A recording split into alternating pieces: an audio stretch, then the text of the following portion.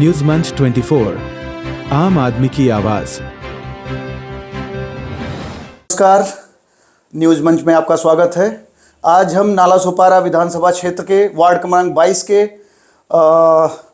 BJP कार्यालय में बैठे हुए हैं और यहाँ से जो बीजेपी के युवा मोर्चा उपाध्यक्ष श्री विशाल पांडे जी और यहाँ नालासोपारा विधानसभा के जो सचिव हैं मिस्टर शशिकांत दुबे जी, दोनों लोग यहाँ पे हैं। आइए इनसे जानते हैं कि इस वार्ड में क्या चल रहा है, क्या स्थिति है बीजेपी की। विशाल पांडे जी, यहाँ पे जो बीजेपी के उम्मीदवार हैं उनकी इस समय क्या करंट सिचुएशन है?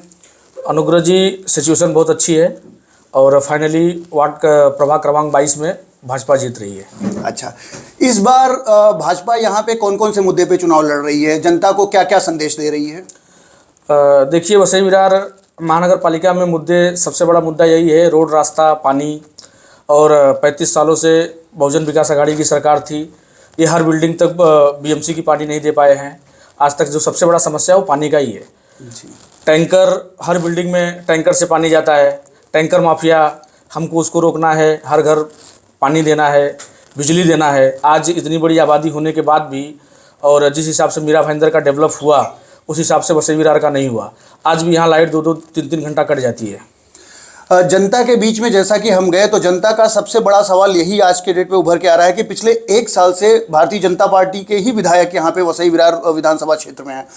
तो ऐसे में अगर यहाँ पे देखते हैं कि सड़क पे जो है पानी भर जाना, ठीक है, और बिजली का ना आना या जो है क्या कहते हैं पानी, घरों में पानी, नल का पानी ना आना, ऐसी समस्या जो है बरकरार है।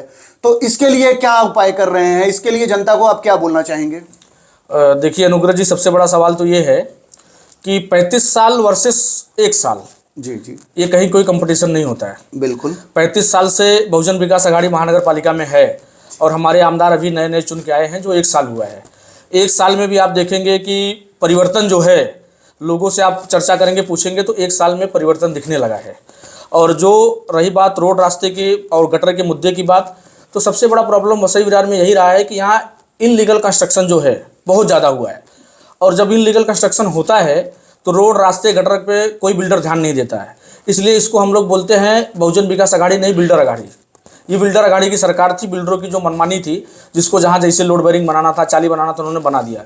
जब गटर का पानी पास नहीं होगा तो पानी रोड पे आएगा, इसलिए पानी जमा होता है रोड पे। तो उसके लिए भारतीय जनता पार्टी अपना नियोजन बना रही है और महानगर पालिका में चुन के आने के बाद हम इस पर अच्छा काम करेंगे।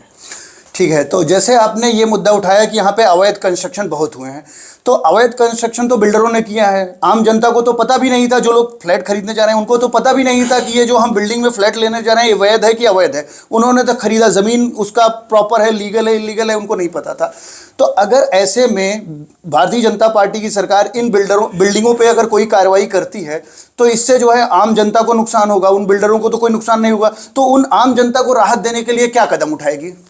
देखिए, ऐसा है कि बिल्डरों पे तो कार्रवाई हो ही रही है। जी हाँ। और आम जनता के लिए अभी हमारे मुख्यमंत्री जी 2 दिन पहले आए थे, तो उन्होंने भी आम जनता के लिए ये आवाज़ उठाई और उन्होंने बोला कि हम इसके विषय में एक टीम गठित कर रहे हैं और जो भी अनलीगल कंस्ट्रक्शन हुआ है उस पर जो कार्रवाई होगी, तो जो लोगों ने घर खरीदा है उनको हम नए तरीके से घर देंगे। ज़रूर। तो आप ये मतलब कि आपके मुख्यमंत्री जी ने अगर वादा किया है तो आप जो है इस एरिया के क्षेत्र के जो है आप एक जिम्मेदार भारतीय जनता पार्टी के जो है कार्यकर्ता हैं, पदाधिकारी हैं, तो आप भी इसकी जिम्मेदारी लेते हैं? जी बिल्कुल लेते हैं। और आपके जो नगर सेवक हैं, क्या वो भी जनता को ये आश्वासन दे रहे हैं कि ये चीज़ें जो हमारे मुख्यमंत्री, क्योंकि चुनाव के समय वादे तो होते हैं लेकिन सारे वादे तो नहीं निभाए जाते हैं, तो क्या आप लोग सारे आपके नगर सेवक इस बात की जिम्मेदारी लेते हैं कि उन लोगों को ये सारी चीज़ें जो आपके मुख्यमंत्री ने वादा किया है वो प्रोवाइड कराई जाएगी? देखिए, भारतीय जनता पार्टी वादा करने के लिए नहीं, वादा निभाने के लिए जानी जाती है। तो अभी तक हमारी सरकार दिल्ली से लेकर प्रदेश तक लगभग जितने वादे किए हैं हम हर वादे पे खरे उतरे हैं। और जहां तक जनता को ये उम्मीद दिलाना चाहता हूं कि वसई विरार में हमारी सरकार आने पे वादा पूरा होगा। और जहां तक यहाँ पे वसई विरार विधानसभा क्षेत्र में जो है आपकी और जो है युति रही है शिवसेना के साथ, तो क्या शिवसेना के जो शिवसेना शिंदे गुट, क्या उनका पूर्ण समर्थन मिल रहा है बीजेपी के सभी जो सीटों पे? जी बिल्कुल समर्थन मिल रहा है और हम मिल के साथ में चुनाव लड़ रहे हैं और हम चुनाव जीत भी रहे हैं।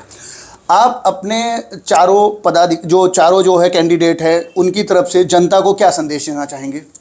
देखिए, मैं जनता को ये संदेश देना चाहता हूँ कि जो हमारे चारों कैंडिडेट हैं युवा कैंडिडेट हैं, और युवाओं में जो काम करने का जोश भरपूर तरीके से होता है, तो इनको मौका मिलना चाहिए। ये शिक्षित उम्मीदवार हैं, पढ़े लिखे हैं, नौजवान हैं, इनमें काम करने का जोश है और ये होना चाहिए, इनको चुन के लाना चाहिए। बहुत बहुत धन्यवाद विशाल पांडे जी। ऐसे में विशाल पांडे जी थे, इन्होंने भारतीय जनता पार्टी के फुटप्रिंट को बताया और जो आगे की जो भी प्लानिंग है और नियोजन के बारे में भी बताया। तो हम जनता से यही कहेंगे कि अपना सही कैंडिडेट, सही उम्मीदवार चुनें ताकि जो है उनका भला हो सके। बहुत बहुत धन्यवाद जी।